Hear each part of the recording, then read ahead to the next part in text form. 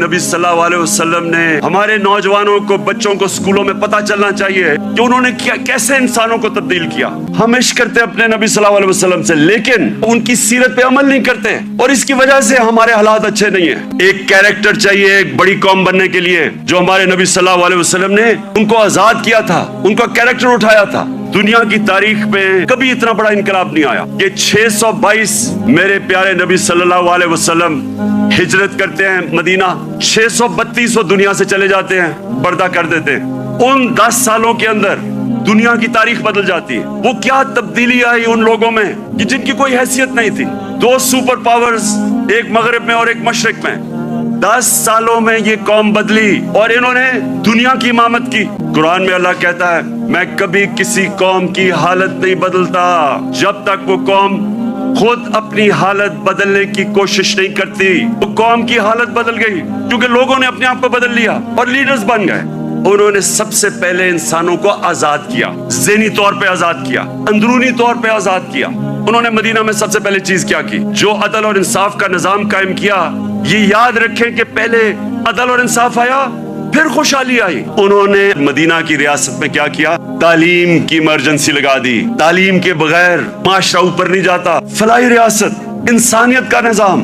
दुनिया की तारीख में पहली दफा उन्होंने एक फलाई रियासत बनाई। अल्लाह ने खिताब मेरे नबी सल्लल्लाहु अलैहि वसल्लम को रहमतुल आलमीन का था। सब इंसानों के लिए रहमत बन के आए थे, जिस तरह मेरा रब रब्बुल आलमीन है। जो मिसाक मदीना चार्टर, मदीना का जो चार्टर था, जो पहली कॉन्स्टिट्यूशन थी, उसमें इंसानों को इकट्ठा किया गया। लीडर की निशानी होती है कि लोगों को, इंसानों को इकट्ठा करता है, तकसीम नहीं करता। लेकिन इसका एक और भी मतलब है, जो भी माशरा मेरे नबी सल्लल्लाहु अलैहि वसल्लम के अहकामात पे चलेगा, जो भी उनकी सीरत पे चलेगा, वो मुसलमान है या नहीं है, अल्लाह की उनकी बरकत आ जाएगी उनके ऊपर, क्योंकि वो रहमतुल आलमीन थे।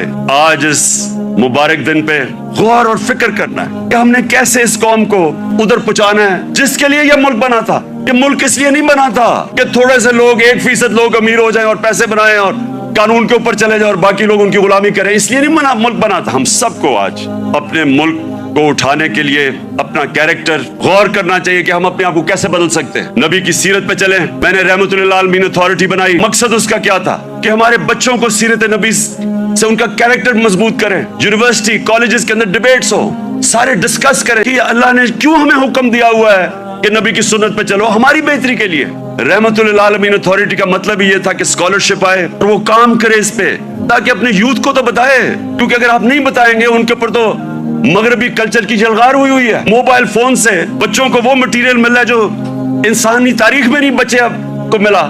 तो जब तक आप उनको सीरत नबी से उनको मजबूत नहीं करेंगे, वो कैसे, ये जो इतना ऑनस्लॉट है एक वो कल्चर का जो बिल्कुल मुख्तलिफ है हमारे दीन से, हमारी तारीख से, हमारे कल्चर से, वो कैसे मुकाबला करेंगे उनको जब तक उनको आप मजबूत नहीं करेंगे। वहां तो जो कल्चर आ रहा है टेलीफोन से, मैं अभी आपको बता देता हूं, वो ये कह रहा है क्योंकि टेक्नोलॉजिकली वो इतने आगे निकल गए हैं, इसका मतलब हर चीज में वो आगे हैं, इसका मतलब हमारा दीन भी आउटडेट हो चुका है, हमारा कल्चर भी आउटडेट हो चुका है। वो बेचारे उनको कॉपी करना शुरू कर देते हैं बच्चे, और गलती हमारी है क्योंकि हम उनको बता ही नहीं सके कि दूसरा हमारा है क्या, जो इल्लामा इकबाल कोशिश करते रहे।